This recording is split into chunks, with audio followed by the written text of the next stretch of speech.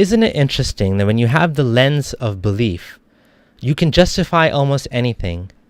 How is it that when we were believers, we used to watch these shuyukh and these scholars saying these things, and we were nodding our heads, we were accepting everything they were saying, and we were even agreeing with some of it. Some of it we were troubled by, but of course we justified it because of the religion and because of what the Prophet did and said. Now, when we look at these same things and we look at them critically with the lens of skepticism, when we try to be objective and rational about what's being said, not allowing dogma to get in the way, these things are troubling. I have a video of Sheikh Hamza Yusuf where, as I was going through it, I became progressively more troubled by what he was saying. He started off by saying that child marriage, meaning marriage to Aisha, wasn't really a problem because it happened back then. But then later on during the video, he starts to justify what sounds like pedophilia. He starts to justify child marriage. He gives examples that really were uncomfortable, and he had this creepy smile when he was saying it. I couldn't believe that this sheikh that used to be beloved to me now sounded like someone that knew Epstein. So, I'm going to share the video with you. This was part of a live stream that I did where I was live responding and reacting to Sheikh Hamza Yusuf, watching this video for the first time. And we went through it and we dissected what he said. And you're going to be surprised at just how far he goes to justify this. Beware and be prepared. Let's get into it.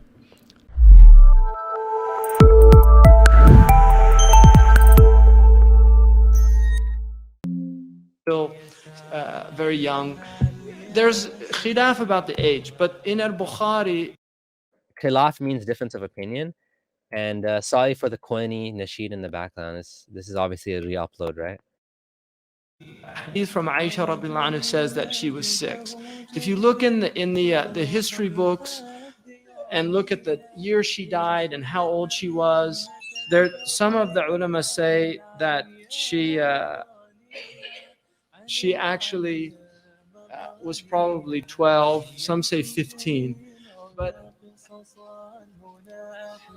and those are reports. They're just considered weak, which is why he's saying there that the ala tahqiqi, that means the ulama haqqaq al-mas'ala, and this is what they think is the soundest position. So there are differences of opinion.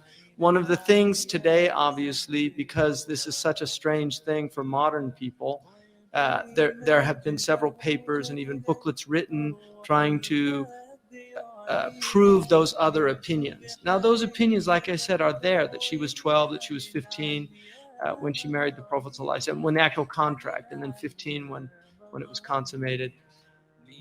But if you try to apply a modern template onto this period of time, you'll get a lot of problems, because this was a different world. And unless... there we go. This was a different world. Why am I loving what he's saying? Does he not realize that he's also just disqualified Islam from the modern world? By eliminating the behavior and the actions of Muhammad, do you see that they've checkmated themselves? They've trapped themselves in a corner.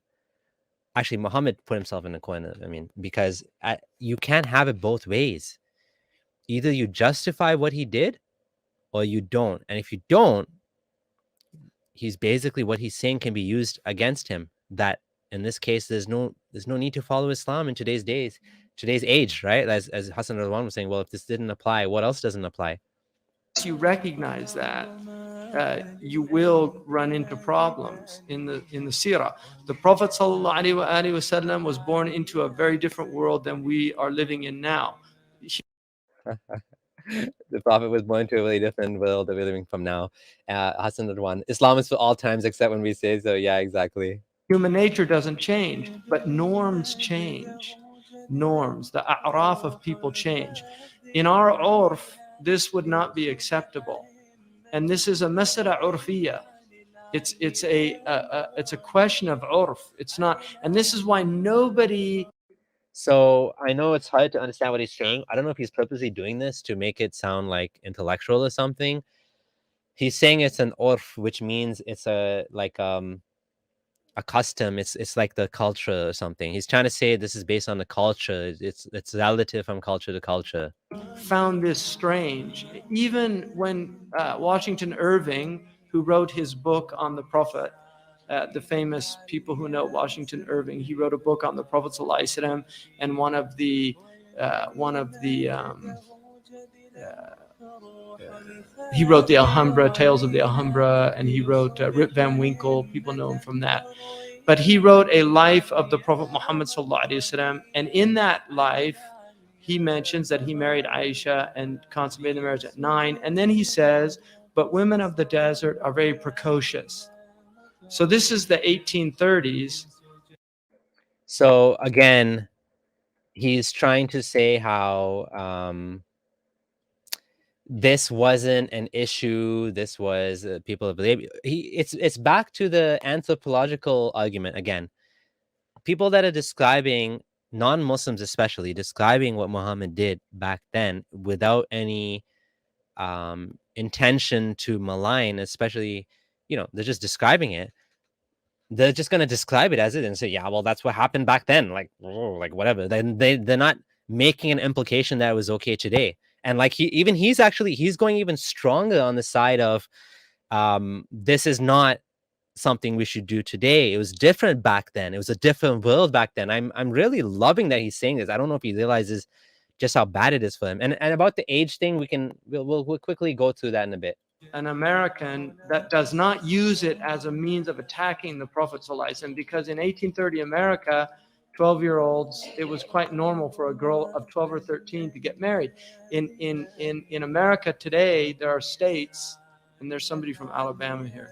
I'm not making any jokes about Alabama, but there are states where it's permissible to marry a 13-year-old, a 12-year-old with consent, adult consent. But people used to get married when the period came. A girl was biologically capable of having children. Now, if we look also, it's important to note that Aisha radiallahu anha is by no means an ordinary person. And she is one of the most extraordinary women that has ever lived. Anybody that does a study of her life will conclude that not only was she a genius, clearly. I mean, you can look at a person. It's very strange for people that study American history. You have to ask, how is it possible that all these men were living at the same time? John Adams and Thomas Jefferson and Alexander Hamilton, very unusual people to be living at the same time, because we don't have that.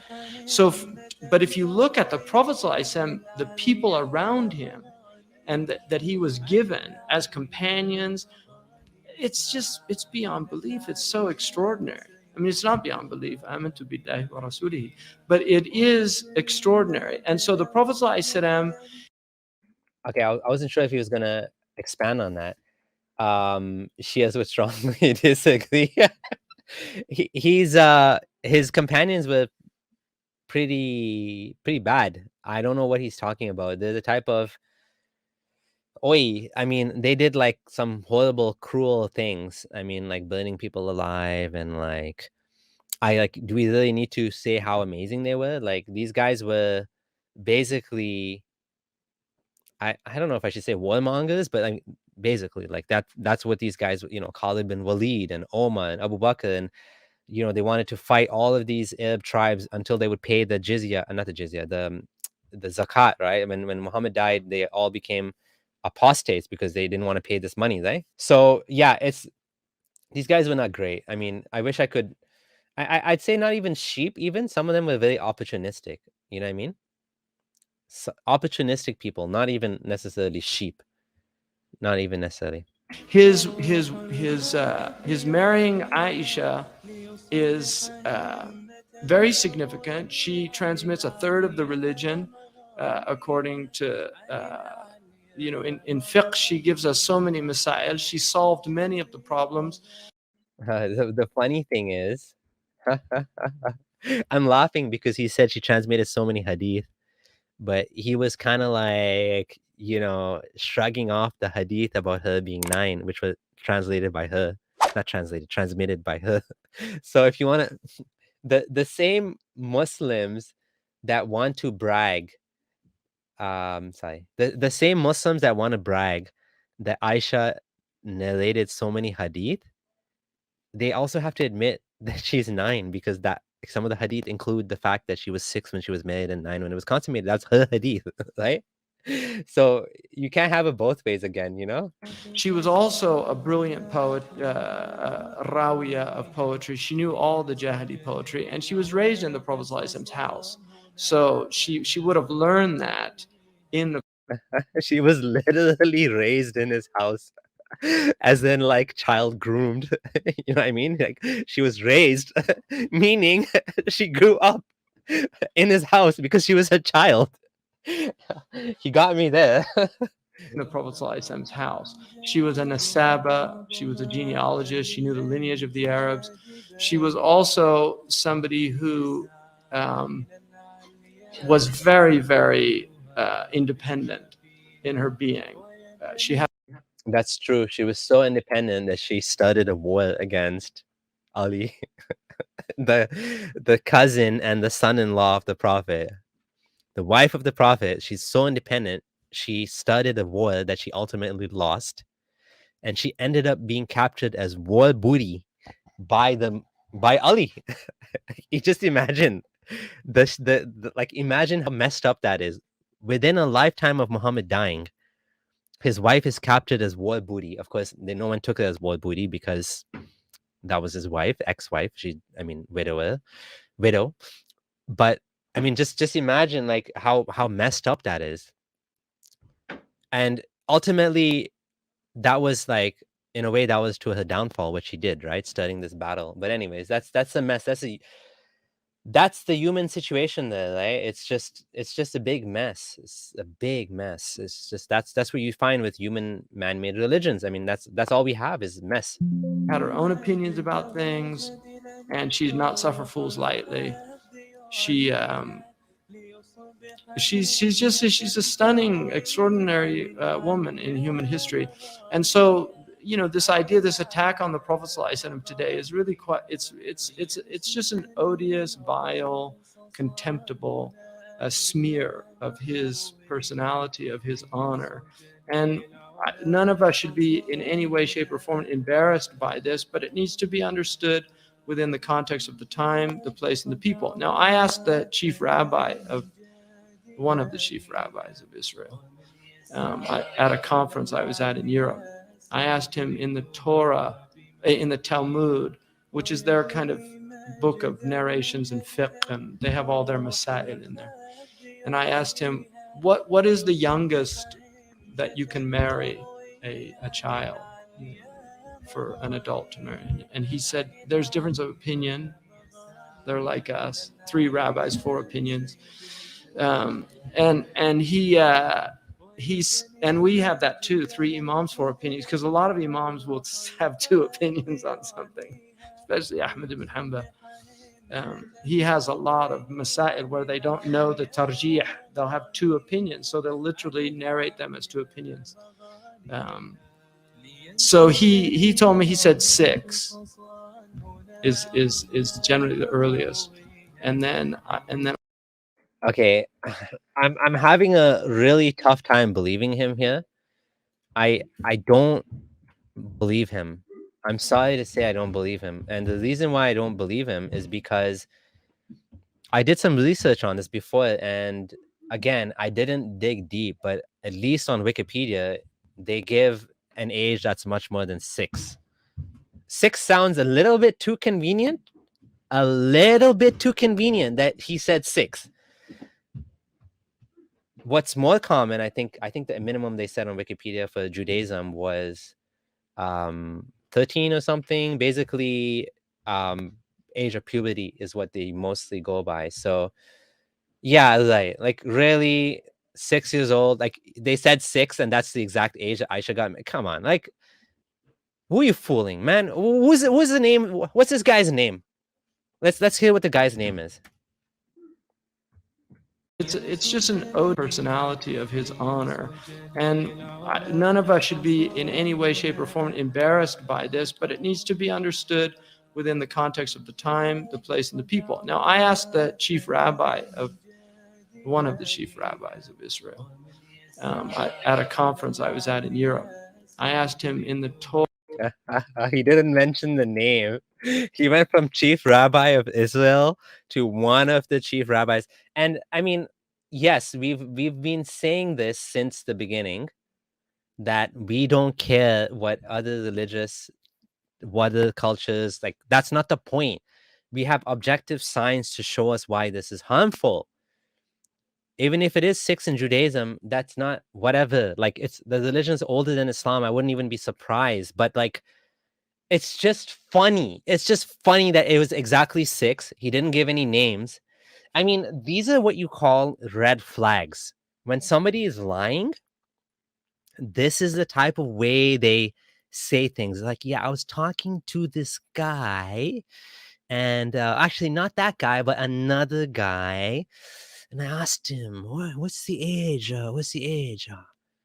It was 6. Like, really, like, it's just a little bit too convenient. It's just a little bit too freaking convenient, even if it is true, which I highly doubt it. But anyways, Torah, in the Talmud, which is their kind of book of narrations and fiqh, and they have all their masail in there. And I asked him, what is the youngest that you can marry a child for an adult to marry? And he said, there's difference of opinion. They're like us, 3 rabbis, 4 opinions. And he's, and we have that too, 3 imams, 4 opinions, because a lot of imams will have 2 opinions on something, especially Ahmed ibn Hamza. He has a lot of masail where they don't know the tarjih. They'll have 2 opinions, so they'll literally narrate them as 2 opinions. I love the dig at Ahmed bin Hanbal. These guys don't like Hanbalis, right? Because they're very like literal and stuff. That's funny. So he told me, he said 6 is generally the earliest. And then I said, and what about consummation? He said 9. And then I said, well, what do they do now? He said, do you believe this? He said 6 and 9. Okay, Hamza Yusuf is taking us for fools now. Okay, that's just a little bit too much. Okay, I was like a little bit skeptical, but now I'm like full blown, dude is lying. Dude is lying. There's just no way. There's no way the guy said you can marry them at 6 and consummate it at 9. That's bullshit. Yeah, maybe it was a rabbit. It was a rabbit. He was on LSD and he saw a rabbit that was talking to him. It's like he thought it was a rabbi. The rabbit told him 6 and 9. Yo, like cut the cap, man.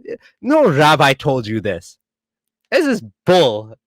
This is for sure a lie. This for sure a lie. He said, well, most rabbis, they'd have to be at least 13 before they would do the marriage. So again, it's urf. So if you're looking at the Jewish tradition itself, they have the same laws in their tradition.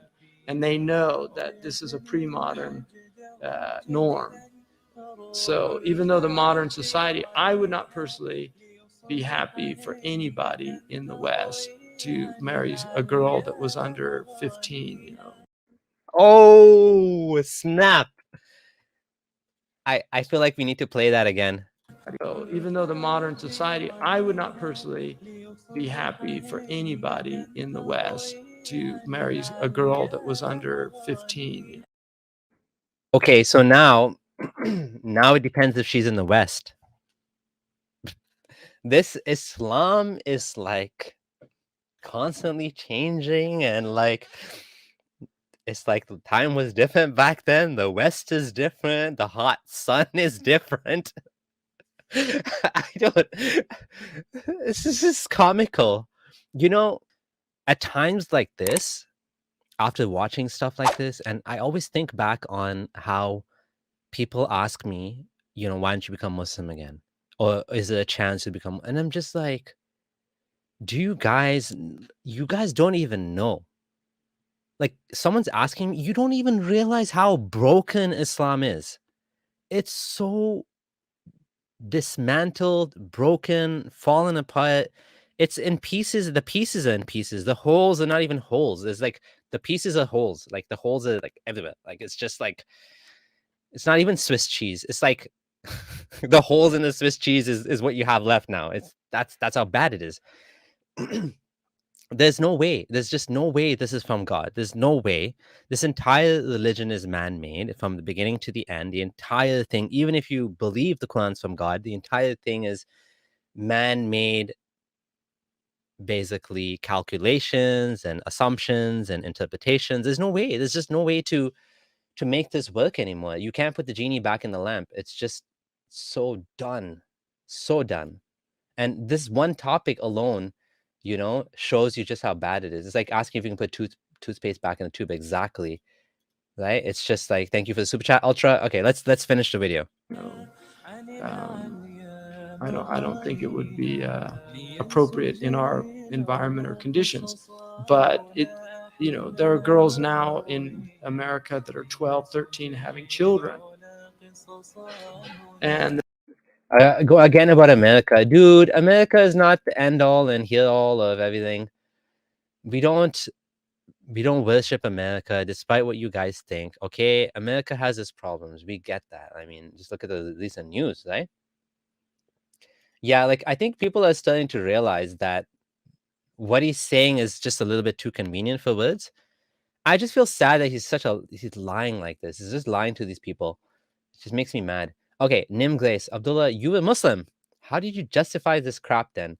A lot of the crap I justified was by listening to these guys and not being critical about it.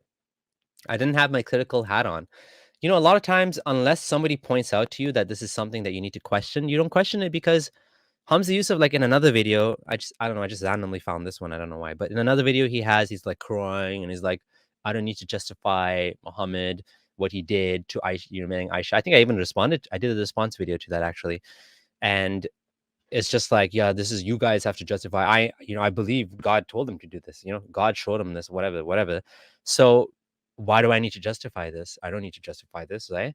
That's kind of like how I was, and I wasn't critical. It's the floodgates open up when you start questioning, when you start thinking about it, when you start looking into it, you start to realize, holy crap, this is like pretty bad. And thank you guys all for the likes. Appreciate it. If you're new here, please do subscribe. I forgot to point out that this is a new channel. It's been running for a few years now, but I still have a bunch of subscribers that haven't moved over. Even yesterday, last week, I had someone mention to me, I didn't know you had a new channel. I was like, I've been uploading on this channel for a long time now. So yeah. You stay dumb. One of the comments says, you stay dumb because the Muslim way of thinking is do not question anything, do not criticize anything, do not freely think for yourself. Yeah. Basically, I see this even more so among certain communities more than others. So for example, in the Desi sort of Sufi community, Sufi / non-Salafi, people that follow madhabs, when I bring up some of the points, they always almost instantly they come up with, let's go talk to the Maulana. Let's go talk to Maulvi Saab at the masjid, right? Maulvi Saab, who doesn't know the first thing about any of this stuff. He has no clue about these issues. He's going to help me. He's going to help you. Pff, give me a break. But this is what happens. Like they don't, they're like, yeah, it kind of sounds like bad what you're saying, but yeah, the sheikh will have an answer for you. And that's it. They're done. They don't even care. They just like accept it like that. And it's just whatever, right? They don't want to dig any deeper. They don't want to talk about it. They don't want to think about it. It is what it is. So that's how it was for me too. He's talking about, yeah, it's Allah's image. We're talking about young girls and guys having sex, like premarital sex or whatever. Nobody's saying this is a good thing. It's not a good thing if you ask me. I'm not in public health, but I can tell you I've read some books on this topic, and it's not a good thing if you're not emotionally and physically mature. My kids, I would highly encourage them to delay having sex until until they understand what they're getting into.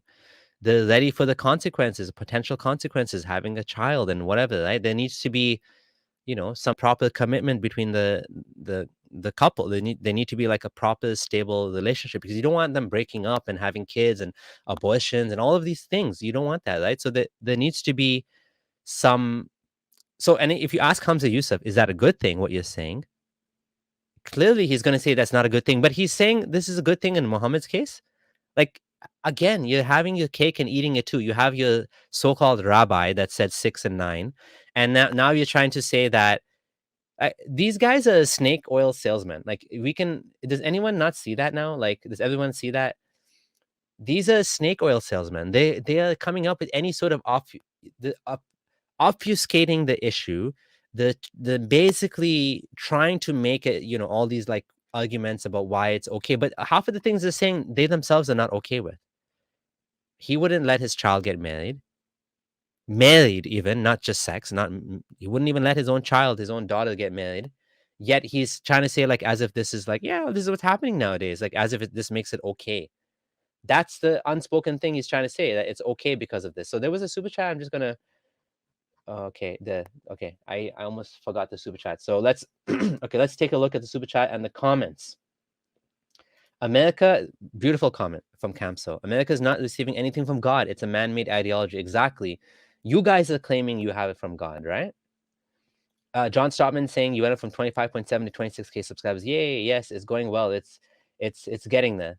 Hassan Arwan, when I was a Muslim, I used to put difficult issues in a box called God will explain later. My faith in the whole enabled me to give a free pass to difficult issues. That's exactly what happened to one of my friends too, that when I was leaving Islam, I was talking to him about these issues. And then he said, okay, look, I can answer some of your questions, but like the other ones, I have a leap of faith box. That's what he did. Same as like how Hassan said it. It was like, yeah, I basically have faith overall in Islam and Muhammad. So these things I can't explain, I'm just gonna. And I asked him, I said, okay, what if I come up with something else that I can? Do you want to talk about? He's like, no, I don't want to talk about it. So he was willing to help me out and explain to me why he thinks that this was actually bad and whatnot. But like the things that why I was wrong, I mean, about my doubts in Islam, but he didn't want to continue the conversation because he was done with it. He'd made peace with it, and he was like, okay, now I'm done. I'm just not I don't want to think about it anymore. Okay, let me do it again just in case. So even though the modern society, I would not personally be happy for anybody in the West to marry a girl that was under 15. I don't think it would be appropriate in our environment or conditions. But there are girls now in America that are 12, 13 having children, and they're having sex at 10 now. So these are this. Why does he have a big smile on his face when he's talking about this? It's such a weird look. Like, do you guys see how like creepy this looks? Like, what? You're smiling while you're talking about this, like you're some like. I don't think it would be appropriate in our environment or conditions. But there are girls now in America that are 12, 13 having children, and they're having sex at 10 now. So these are this. There's a book by Robert Epstein called The Case Against Adolescence, and he's arguing that you need to start treating young people more like adults, because they really are adults, and it's treating them like children that causes all this adolescent behavior. And Oh my goodness. Again, trying to make kids into adults. Can you guys leave kids alone, please? Like, seriously? Can you just leave leave our damn kids and let them be kids? We don't want kids to be adults, man. Life is freaking horrible enough and painful enough as it is. Let them enjoy their childhood. Let them have some fun in life. Let them, do some shit and like not have to worry about responsibilities. God, I hate this. Like, oh man, I don't like to yeah, not kids, just little girls. Leave like specifically little girls are focusing on, right? And this, I hate to say this, but like, you know, he sounds like a predator. It's true. The things he's saying is like, it's like you're trying.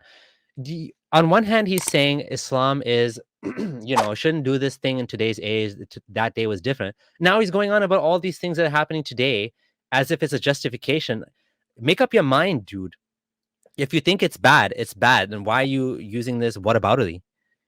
If it's not bad, yeah. And he said the book was written by Epstein. I think that's a different Epstein, not the same Epstein. Oh dear. Oh man. Let kids be kids. Yeah, and he's obviously over exaggerating the situation. This is not, I don't think this is that common. But anyways, maybe it is. I don't know. Whatever. I don't have time to look it up, and I don't want to like boil you guys by Google that. You guys can Google that if you want and see if this is actually the case. He has a lot of social science to back up his views. People forget also the 50, 60 years ago in the United States, it was quite common for... Again, he's justifying it. I'm just going to read some comments. Alzia said, sorry, I'm pronouncing your name wrong. Alizia, exactly. He's condemning it and then trying to find cases to justify it by telling people to treat 6-year-olds as adults. This is exactly what's happening, right? It's like, yo, what? Like, yeah, he said so many books to justify child marriages. Creepy. Exactly. It's like, what are you saying, man? Like, make up your mind. Girls 14 to get married. For people that know William Durant's work, Muriel Durant is his wife. He married her when he was, I think, in his early 30s, and she was, I think, 13 years old.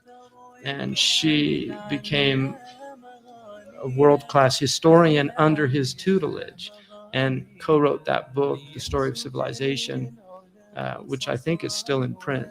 So, are you justifying child grooming so we can get nice books? Dude, I'm just gonna rewind what he said because it's, yeah, as Hassan Radwan said, it's a scattergun approach, hoping one of the things he says sticks. I'm just going to rewind. I hate this background music. I hate it. I hate when they do this. I want to listen to but it's not only Islamic channels. Sometimes they put music on regular channels too. I just want to hear the guy talk. Like if I'm coming to hear a lecture, I don't want to in the background. It's annoying, right? But let me just, I'm just going to rewind what he just said because it literally sounds like he's justifying pedophilia. Like that's exactly what it sounded like. Just let me rewind so I'm not being unfair. Muriel Durant is his wife. He married her when he was, I think, in his early 30s, and she was, I think, 13 years old. And she became a world-class historian under his tutelage. Okay, he's definitely justifying pedophilia now. Hamza Yusuf has now become a pedophilia apologist, like literally justifying pedophilia. He just said this 30-year-old guy married a 13-year-old and she became a will. Look at the big smile on his face. Like, this guy belongs in the FLDS, seriously. Like, this is like, I want to show you guys something I read because it's like a counterpoint to his stupidity. It's this nonsense. This guy, I read about this guy in one of the books I'm reading. I forgot which book I read. Anyways, Laszlo Polga, the man who raised 3 child prodigies, not 3 child wives. Guys, read this. Child prodigies meaning his kids, not his wives. Okay, get it straight, Hamza Yusuf. This guy was a researcher from Hungary who studied intelligence, had a fascination with understanding geniuses. This was on the book on grit.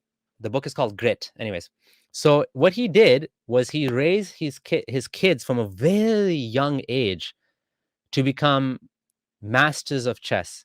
This is one example. Susan Polga, second daughter, Sophia Polga, and each daughter consecutively became better and better. So first daughter was a top ranked player. The second daughter became the 6th top female chess player. I don't know why chess matters male and female, but it seems to be a difference there. But anyways, the 3rd daughter became the best female chess player in history, and he's not sleeping with her. Okay, this is not his wife. This is his daughter. If this is a strong enough counterpoint to make the point that you don't need to marry children to have I mean, like, what the hell is going on here? What am I hearing? I wasn't expecting this. I didn't even listen to this whole video before doing this presentation because I was like, yeah, he's gonna say some things, but like what he's saying is super, super bad now. He's justifying a marriage to a child because that's what his prophet did. After saying you don't need to marry, this is not applicable anymore. We don't do this anymore. Now this old dude, I mean, he's not even as old as Muhammad. He was 30, he said. Married a 13-year-old. Again, not as young as, again, the situation is not even as extreme as Muhammad. But this, you can't justify this shit, dude. You cannot justify child marriage. Why are you justifying it? Why are you being a pedo man? Like, this is bad. And co-wrote that book, The Story of Civilization, which I think is still in print. So he says this should not be done in this day and age, and then in the same breath he tries to justify it in this day and age. Frankly, I have more respect for hardline Salafis who say it as it is. Exactly. What is this nonsense? You know, even in our own culture, we do have that in our past, but not. How can a Greek person with ancestors with Aristotle and Plato stoop to such lows? I know. It's just like, oh man, I don't think he hears himself. This is like so bad. Oh man, oh dear. Like, this is awful, awful, awful, awful. In our present, and that's why it's, for some people, that's a little difficult. Anyway, I elaborated on that just because it is an issue that does come up. But I think it's very important to recognize that Aisha radiallahu anhu, by merely reading the hadith with Aisha, you will come very quickly to recognize that this was not a little girl. This was a very dynamic, mature, young woman who stood her own ground with the Prophet ﷺ himself, disagreed with. Yeah, like a young girl had to stand her own ground against a grown-up man, according to your, thinking, which was justified. Like, is that how it should be? Shouldn't you marry a woman that's your age or like closer to your age, that at least has reached the age of consent? Nope, there's no idea. There's no concept of consent back then, right? With him on more than one occasion. If you want to know the level of her erudition, for those who know Arabic, the hadith of Zara will show you the type of erudition. Yeah, Hamza, Yusuf is a teacher. Yeah, this comments are really good. A 6-year-old woman. Yeah, exactly. It's a 6-year-old girl, not a woman. She wasn't a woman at 6. Give me a break. When you surround yourself with psychopaths and yes men, you're unable to see the absurdity of what you're saying. That's exactly true. And this is a great comment. This one, authentically superficial, said, yeah, she stood her ground and he beat her in the chest. Yeah, at least one example we have of that, right? Thanks for watching. If you like this video, don't forget to subscribe, thumbs up, leave a comment. And to my patrons, thank you so much for your continued support. And thank you for watching. This is your friendly ex-Muslim Abdullah Sameer signing out.